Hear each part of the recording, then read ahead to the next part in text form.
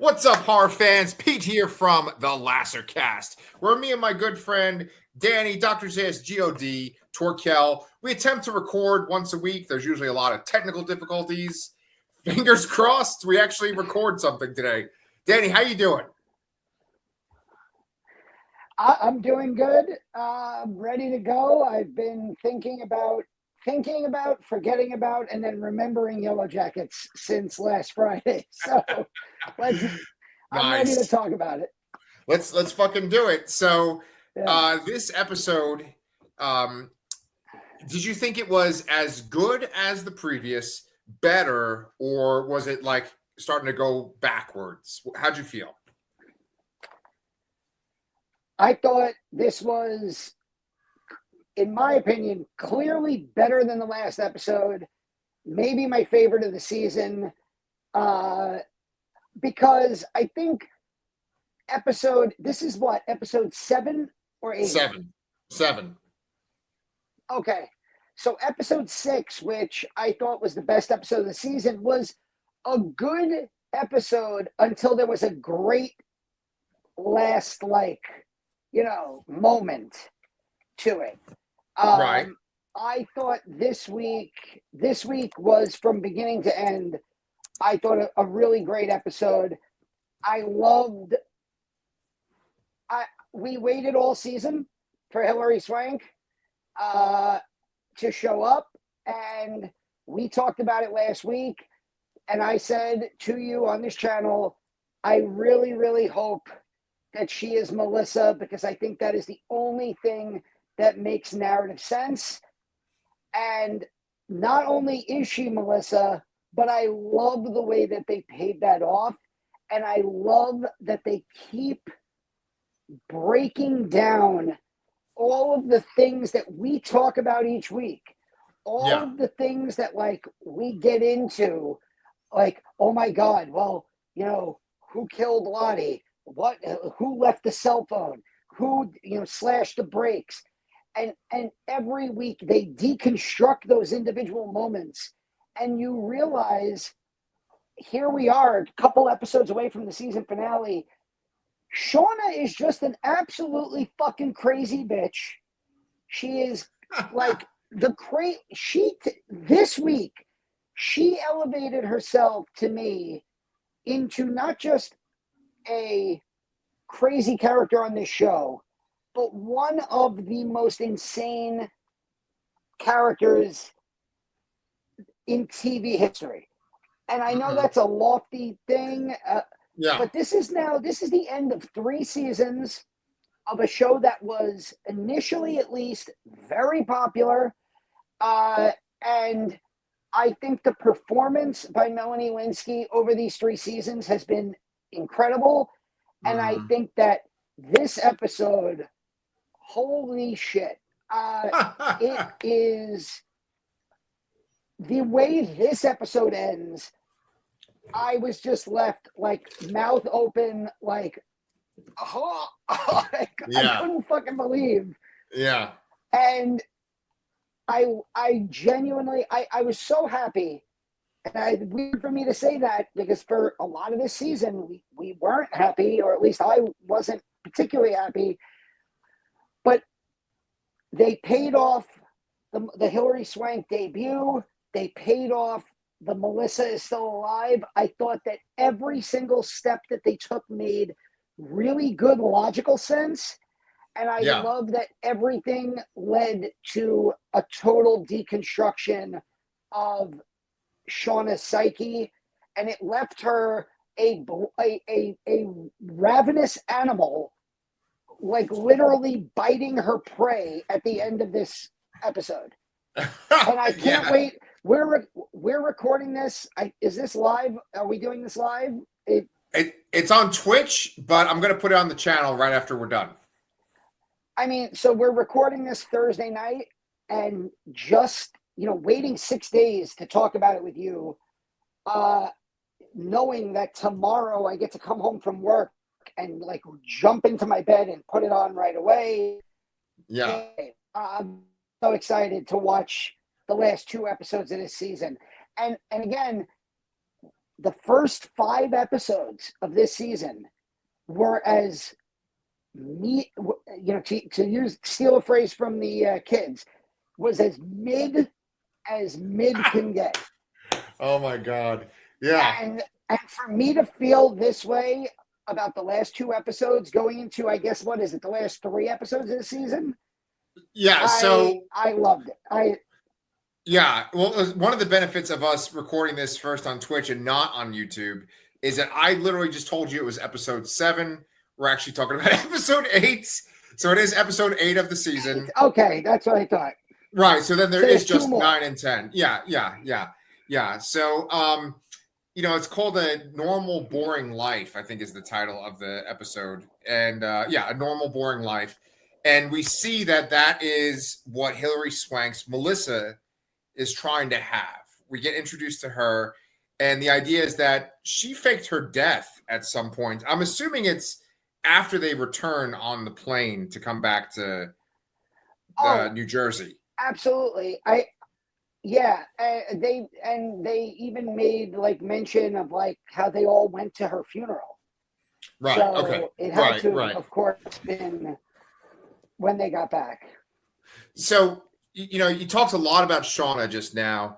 The episode starts with Shauna having a dream where she's working in a supermarket and Jackie comes in.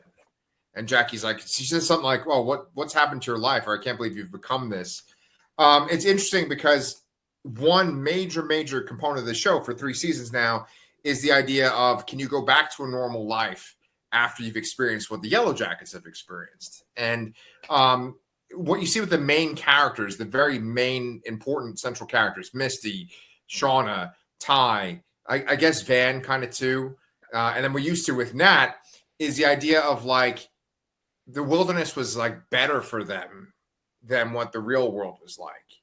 And this episode does a clear line in the sand with the characters that want to stay back in the wilderness versus go home. Yeah, I think this is going to be where,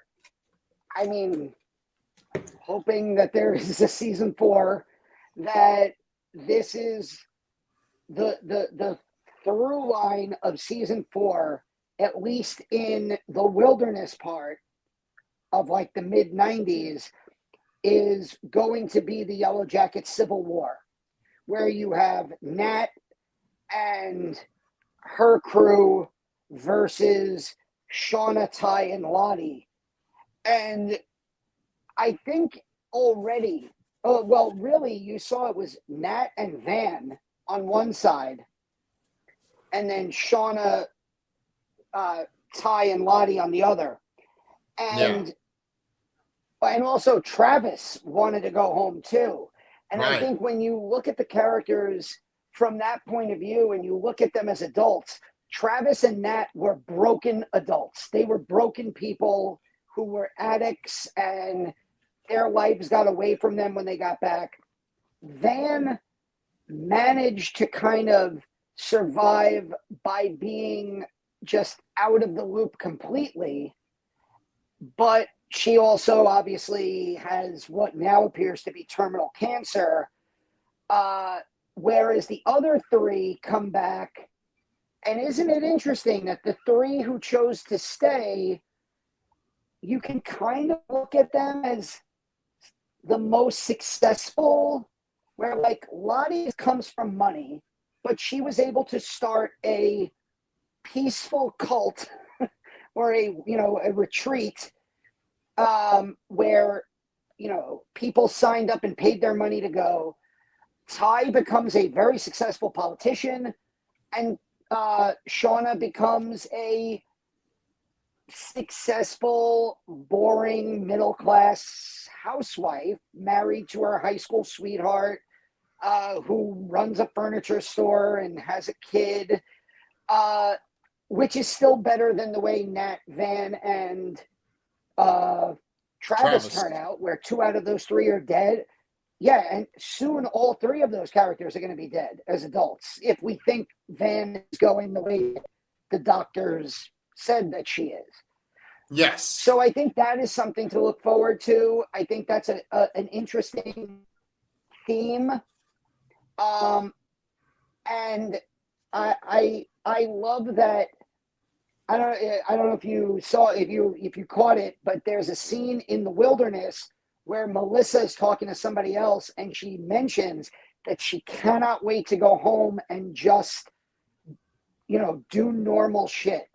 Like, she just wants to go home and work like a regular job. And that is, for Shauna, the most terrifying thing, as we saw in her vision, where she's working at a grocery store, scanning bags, being mocked by the ghost of Jackie. Right. And yeah, and then at the end of the episode, it's basically Shauna saying, if you're not allowed to live your normal life. Like, you have to go into like, you followed me and slept with me one time. Well, you have to follow me into like the craziness again, even though you're married and you have a kid and you have a nice normal family and everything. Granted, it's based on a little bit of a lie, but still as normal a life as Melissa has ended up with. Yeah. And what I actually really liked about this episode is when Melissa turns the tables on Shauna and she talks about Shauna's personality and she breaks her down. Like, she says all these things about her. It's very interesting because you don't really see that kind of scene in television. Like, when you see a woman being told how horrible she is, there's usually only a handful of roles that we see that happen to. It could be like a bad parent, like a bad mom, like the mom from fucking Carrie or something, right? Or it could be that she's some sort of like powerful, corrupt woman. But it's an interesting dynamic because like Shauna is bad because she's willing to hurt anybody, to kill anybody, to like preserve her life. But then she also just creates fucking drama and like burns her life down herself. So she's like, she is. Yeah, good. So like, I teach a criminal justice elective for the College Now program, and I do a couple. I do a week on psychopaths, sociopaths, and narcissists. Interesting. And Okay. I end up giving the kids like a project where they get to pick a criminal. Most of them end up picking famous serial killers, but I give them like a Bernie Madoff is like an example of a non-serial killer criminal that they could pick, and they have to like dive and analyze the person. And Shauna is just a grade A narcissist. For somebody who has, a life that she obviously doesn't think is much of, to the point where she has to do all these like extra things to make her life seem more relevant.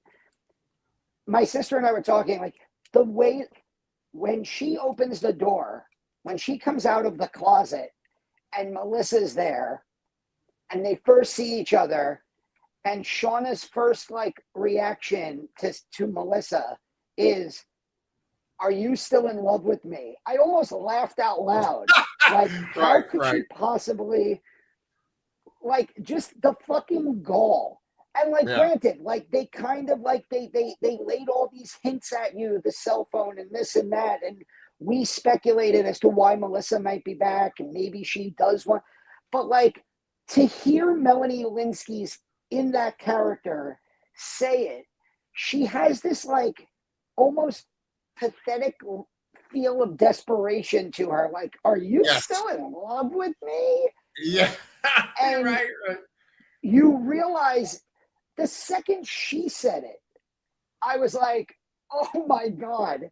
And then when Hilary Swank laughs at her, it's almost like it just breaks, as the viewer, it breaks my bubble of like, no.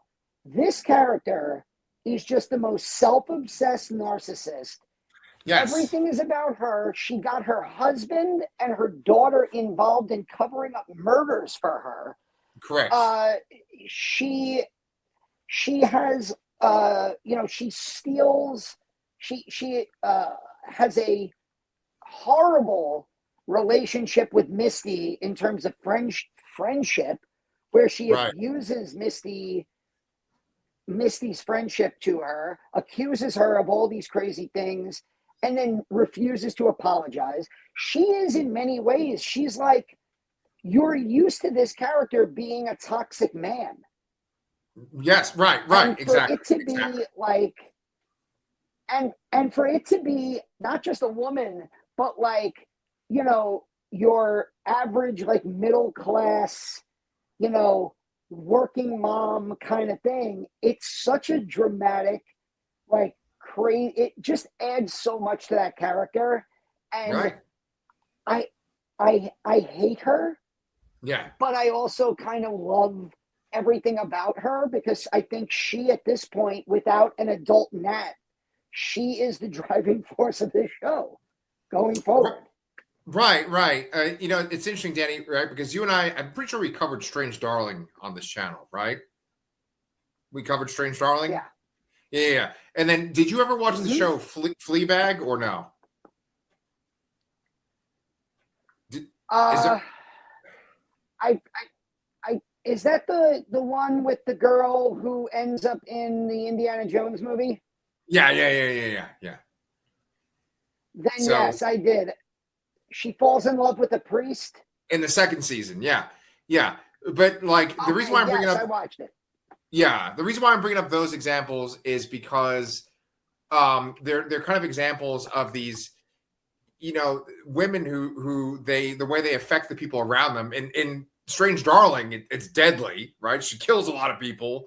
In Fleabag, her friend actually dies because of her actions, but she's kind of a mess and has all these problems. And Shauna she kind of has aspects of both of these characters. Then did you ever see the movie Tar with Kate Blanchett or no? Oh yeah, Yeah, yeah, yeah, great yeah, movie. yeah. Kate Blanchett, she has this great thing. Like she was in this really great show that was on Apple TV called Disclaimer. You don't have Apple TV, right? I do. I barely get to watch it. Like I know Athena and I watched like 2.5 episodes of Severance. We liked it, but we just never found the time to keep going with it. Yeah, We definitely have Apple TV though. yeah. Oh, right, because you watched the fucking Godzilla show and we covered it on my other channel or this channel, one of the fucking channels. Yeah, Mono. Yeah. Anyway, my point that I'm trying to make is that like you don't have this kind of female character that's looked at as like this negative, toxic, dangerous character as much as you have male characters like that. And with Yellowjackets, which is a show that is like 85% female characters, if not more, it's great to have this collection of like pretty negative female characters. Like I don't think I like any of the surviving Yellowjackets characters. Like I don't think I like root for them or like want them to not get in trouble. I kind of actually want them all to fall, except for maybe Van. What about you? Who's dying of terminal cancer? Who's dying of terminal cancer? Yeah, I mean, good. As crazy as this might sound, the longer the show goes, the more completely normal Misty feels to everybody else. That's a really good point. That's a really good point.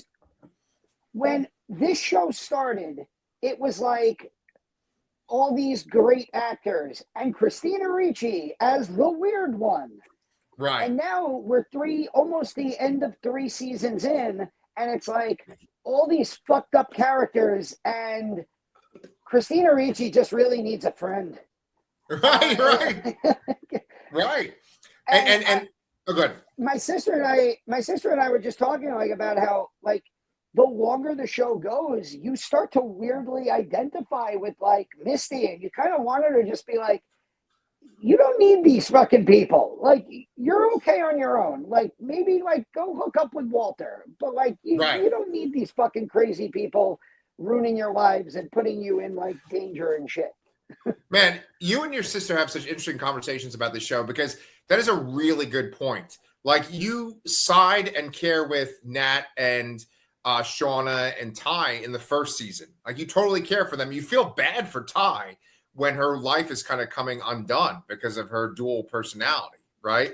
And I think that what happened was that we had sympathy for Nat, you know, as a person. We felt bad for Juliette Lewis as an adult. And then she's gone. And so now it kind of almost takes away that seasoning from the adults. Like she was kind of tempering it. And now we're like, wait a minute, the rest of these survivors are real assholes, you know? And Yeah. but go ahead. I was just gonna say, like, I almost wish that, like, because like what I read or we talked about, like, I guess Juliette Lewis didn't want to do the show anymore, Right. and I almost feel like it's okay, like, you know, a long time ago in a galaxy far, far away, War Machine was played by Terrence Howard. Like, Yeah. you could have just recast the role, Right. and it's a shame because I feel like her death is almost this forgotten moment at the end of a mediocre season. Right. When now in the all of season 3, Sophie Thatcher is so freaking good, and she's so sympathetic. Yeah. She's so sympathetic, and you desperately want her take on the Nat character to make it back. You know she does, obviously, but like you're rooting for her. Like at the end of this episode, when the girls start standing up, Lottie and then Ty and then Shauna saying they're not leaving. And I like in my heart, I'm going like, no, just kill them and go. Like because right. you know that next week the first thing that's going to happen is that Joel McHale has to be killed. Right. Because he's the guide. So he's a goner. Right. And it's just a matter of who kills him. Is it one of the 3 leading girls, Ty, Shauna, Lottie, or is it another one of the girls who decides they're going to join them? I have a theory that it's Akilah. I think Akila's going to kill him. Okay. And I think she is going to want to stay with Lottie, Shauna, and Ty, and that's going to create like this massive division. Maybe we see them do the Queen of Hearts game with Hannah. And maybe Hannah is the brunette from the very first episode who ends up falling into the pit to her death. Yeah. So I think that's really where we're going to end up leaving off this season, where this season's going to end with in the wilderness, we're going to have like a standoff, like almost Civil War type, as the snow starts to fall on another winter. And then, so here's a question. If they are on the precipice of being rescued and they panic and decide they don't want to be rescued to the point where they are now openly murdering innocent people. Right. What is going to happen for them to actually get rescued? Yes. Very good question, Danny. I actually had that exact question too. And, yeah, go ahead. And to me, like, I'm just spitballing ideas. To me, it has to end up being some kind of like massive like operation where like there's no way for them to fight back against the rescue. Like maybe like a group of hunters, all of them having guns drawn on them. Maybe like these scientists disappearing reopens an investigation and they send like military ops. But like if they have a chance to leave and they're actively committing murder to stay, what on earth is going to possess, especially the other girls, the ones who are wanting to stay, what's going to keep them from what is going to force them into rescue at some point. Right. I had that exact same thought when I finished this episode. And I think it's going to be that they have to go back against their own will. That like whoever brings them back, it's like they have no choice. Like they are forced at gunpoint, like you said, or something like that. But what I liked about this episode was that they didn't kill off Joel McHale right away. They didn't kill off Hannah right away. They played with the idea that they might be interacting with them. And then you clearly saw how excited some people were to return. And then you had the other characters not wanting to return. And what's interesting is that Misty, she was, like you said before, the kind of the crazy element in the first season. And you thought that, like, you know, she smashes the transponder or whatever in the plane in the first season. Thank you. And she's not like that this season. Like the people that are showing their true colors are Shauna, Ty, and Lottie. But Misty isn't doing anything. Like she's actually in the past, Misty's been very compassionate. She's been there for the coach. She was excited about going home, you know, and it's just like a total 180 for some of these characters. Yeah, no, I like Misty. I think because Misty is a character who is very spontaneous and also feels and is an outsider, both in both. She wasn't on the team. She was like, the water girl. Yeah. So I think for her, destroying the transponder back in season 1 was this is how I'm going to fit in. This is how I'm going to belong.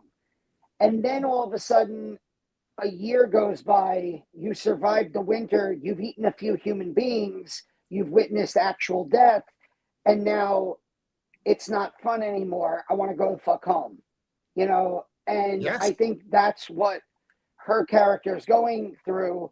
Whereas for other characters, this just feels, I've been doing this now for a year. I'm beginning to feel like this makes sense. And I don't want to go back to being a normal 17-year-old and facing the challenges and the consequences of real life. With Shauna, it's consequences. Right. She has, she has the consequence of getting pregnant as a teenager and having her baby die. She has the consequence of her actions leading to Jackie's death. She has her actions, so her actions have consequences. And at first they led to her having loss. But then since then, season 2 and 3, she does a lot of really fucked up things and she doesn't face any consequences. Lottie, straight up hatchets a guy in the back of the head. Shauna chases them down like she's going to murder them.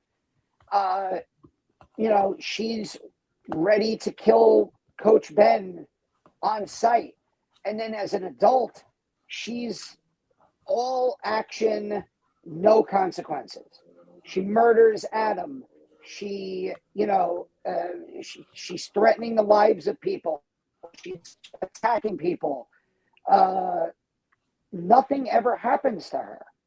Yeah. And I think that brings me back to Jeff and Callie, who I absolutely loved. I absolutely loved their little arc together in this. And they've become such great characters this season, especially these last few episodes. Yeah. Warren Cole, the actor who plays Jeff, and Sarah Desjardins, who plays Callie, I think have been phenomenal I'll say this season, but really it's been the last couple of episodes. I love Jeff breaking down, having that full breakdown, but then bouncing back to like impress his daughter and tell the Joels off. Right. I really like. They are effectively the only two characters that I think that a sane, rational viewer can attach themselves to and say, I hope these two make it. Agreed. Which means that probably both of them will die before the show's end. But I'm really, really glad that you brought up. Shauna will eat them alive. Yeah, literally. Yes. Literally and figuratively. Yes. No, but I'm really glad that you brought up that scene with Jeff and Callie, because I was going to bring that up too, where it shows them like this is what life could be like without Shauna. You know, we're doing our own thing. We're looking out for ourselves. We're not worrying about Shauna. This is what could happen. You know, it kind of takes this positive step. I wanted to go to backtrack and talk about the Yellowjackets that want to stay at the wilderness and the ones that want to go home. Because Lottie has a really great speech where she talks about how she would take meds when she was back home and she didn't like the way that it felt. Like, you know, she was able to act normal at home, but inside it was very difficult for her. And for her, it's much more interesting because it's like she doesn't want to go back home because she can't be her natural self. That's interesting. Then there's this whole discussion between Ty and Van where they're talking about they've killed people. Like they can't explain certain things, so they can't go back home. And then when we cut to the modern day where Shauna's confronting Melissa, Shauna says something like, you can only keep a secret if you're the only one with the secret and everyone else that knows about it is dead. She says something like that. And that's such a core part of the show is maintaining secrets and how deadly you have to be to maintain secrets, you know? And so there's a lot of juicy stuff in this episode. I think I like the previous episode better. However, these two episodes have been a step up from the rest of the season. I like the idea of, I think it's Van who her response to Ty when Ty's like, we've killed people. What are we going to tell? And her response is like, I don't care. We're going home. Right. Or like right. she like basically says like, it doesn't matter. Like we'll figure that part out when we're at home. And like my sister and I were talking that like up until Lottie murders the fucking guy, there's really nothing that can't be explained away. Well, like, there is Coach Ben's head on a pike. Yes, but that can be talked away in the sense that he died, we were hungry, we ate him, and we put his head on a stick to honor him. Like okay. Just to like the movie Alive came out in 1992. Yes. I remember seeing that when I was like 10 years old. Right. And so a movie about a rugby team that is freezing in the mountains and eats the dead was in the video store when these girls were in junior high, probably. Right. So, like, the idea of plane crashes and the survivors do what they need to do to survive can be talked away. It's only when Lottie straight up murders somebody that kind of stops being an option.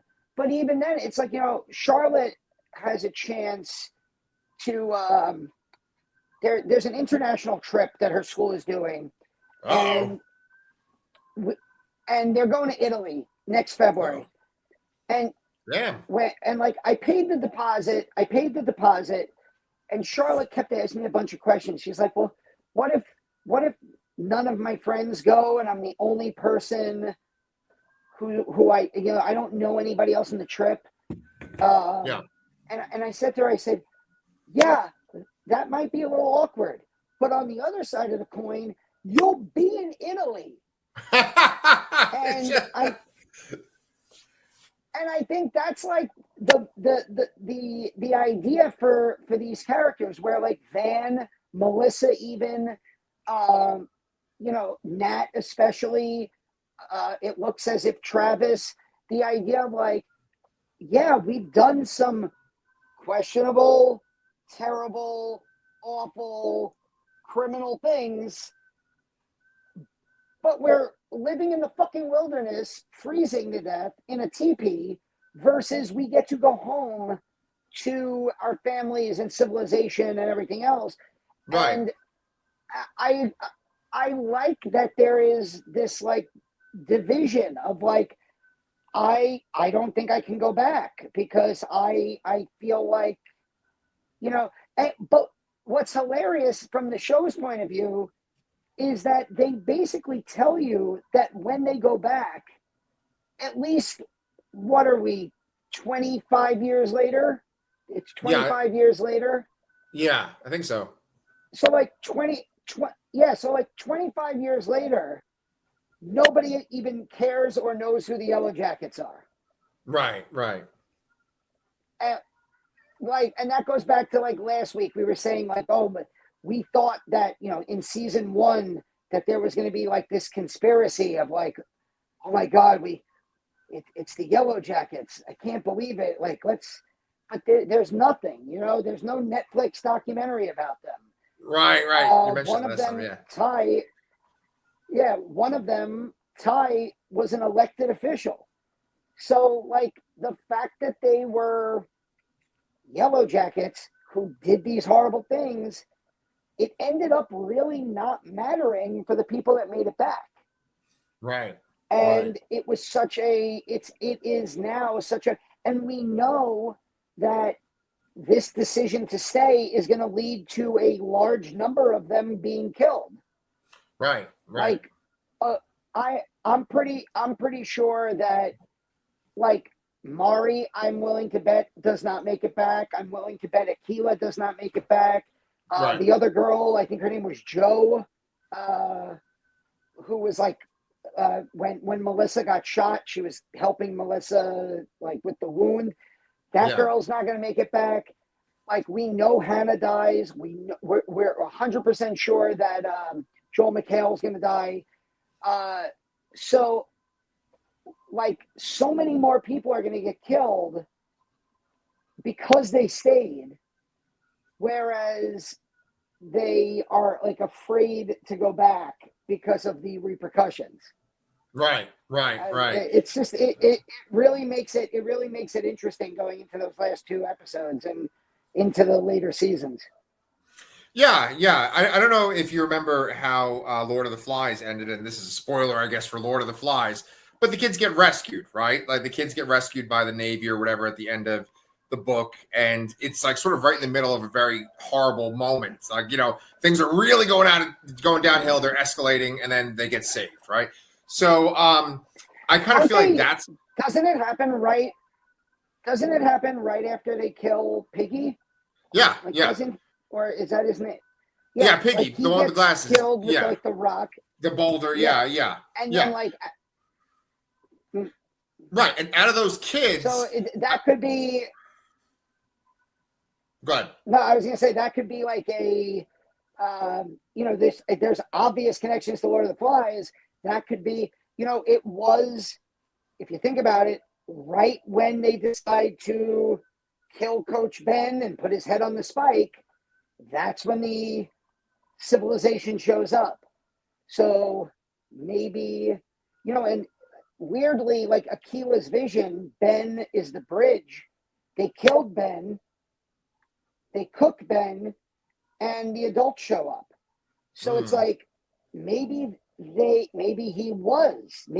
could have been rescued right then and there, and they ignored the signs, Yeah, it's really sad, right? Because if they hadn't killed him, then they might have gotten discovered by those adults, right? Hannah and the other two.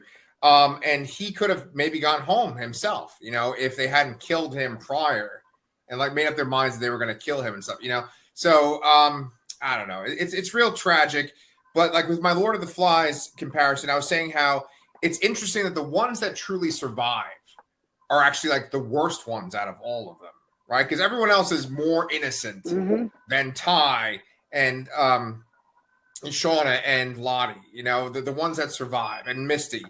But I was going to say, though, too, what was really interesting seeing this could kind of wrap things up, is when Ty's having the conversation with Van about going back and how they can't do it. They do that shot of that guy that doesn't have the eyes. He's like behind her, you know? So I know that like the show tried to write off the idea of like she's having these visions because of this commercial that she saw as a kid. But like one thing that was very important about that shot was that she wasn't looking at him.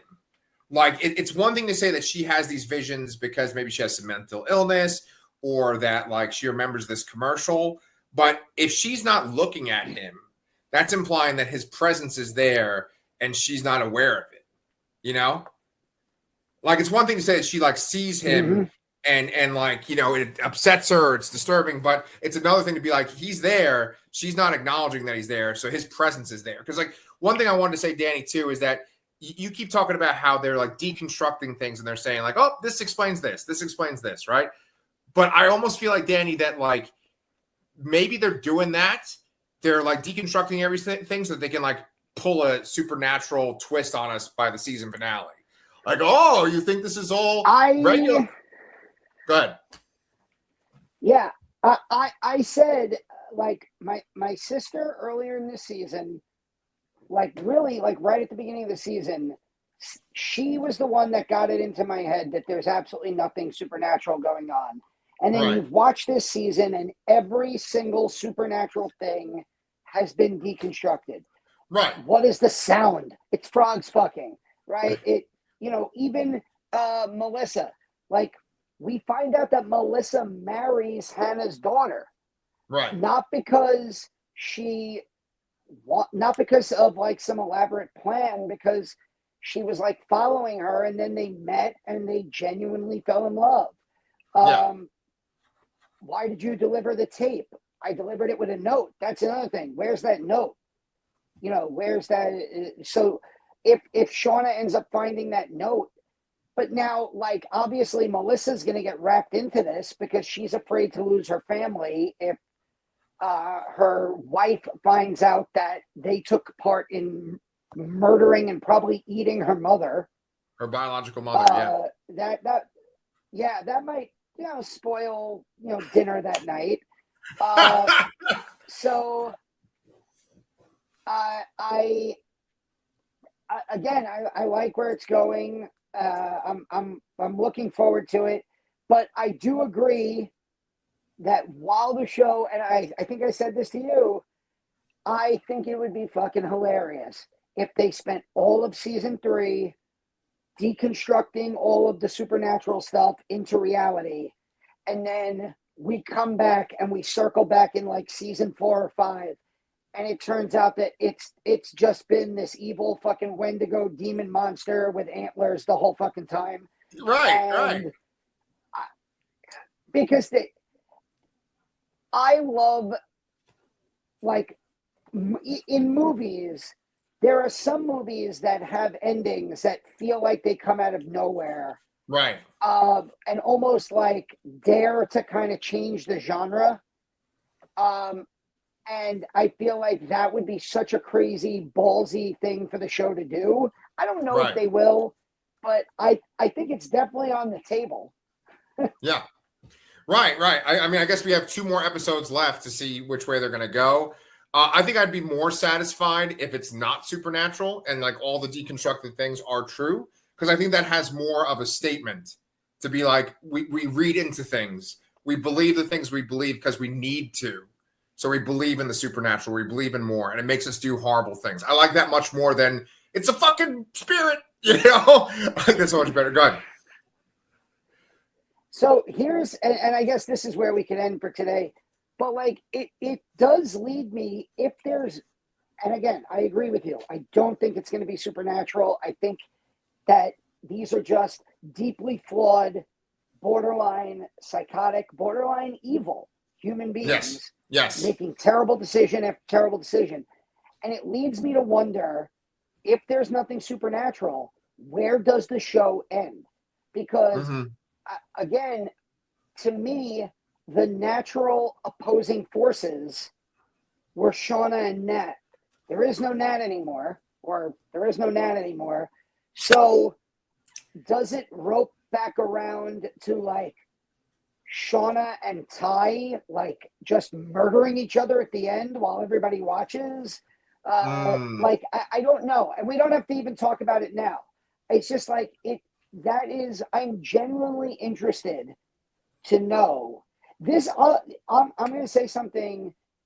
If for some reason this show ends up getting canceled, if for some reason it doesn't make it to its end point, yeah, I would love the creators of this show to publish a book.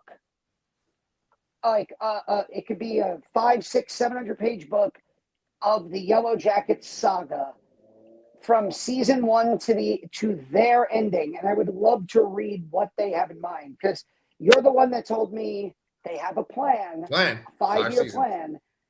Yeah, and you know, I always think of Big Daddy. What is a 5-year plan? What is it? Don't die. So hopefully the show doesn't die, and we could see what their idea is for the ending for these characters. Yeah. Oh, that was a nice way to like wrap it all up there too, man. Good job.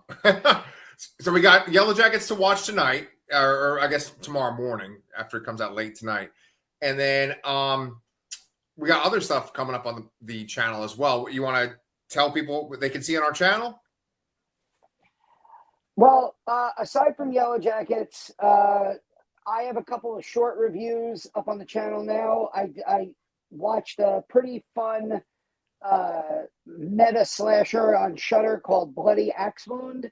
You can watch that on Shudder, and also in theaters now, The Woman in the Yard, a movie that just completely took me by surprise. It's a Blumhouse movie, so I was expecting a Blumhouse movie, and I had no interest in seeing it. A few YouTube critics that I like talked about it and said some interesting things about it, and it made me interested. I saw it. I liked it. I didn't love it, but I did really like it. It's good performances. It's dark. It's bleak as hell. It's a little creepy. I have a review of that on the channel, short review, and I very much recommend going to see that in theaters while it's there. Probably the best Blumhouse movie in a year and a half, maybe 2 years. Yeah, since Halloween Ends, right?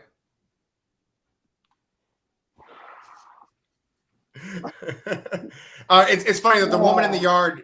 My mom actually left her apartment. I'm at her apartment. She left her apartment to go take Pepper to go see that movie. So they're going to go see that tonight. My mom and Pepper. Oh, okay. Yeah, nice. So So guys, let me know what they think. Absolutely. So guys, anyway, that's me and Danny talking about Yellowjackets episode 8 of season 3. We will of course be back to talk more about the show next week. I'm going to talk to Danny right after we record about when we're going to record next, because our next video could be coming out as soon as like Saturday or Monday. We'll see. Me and Danny will talk about it. But y'all, if you haven't liked and subscribed, come on, get on that shit right now. We promise we won't eat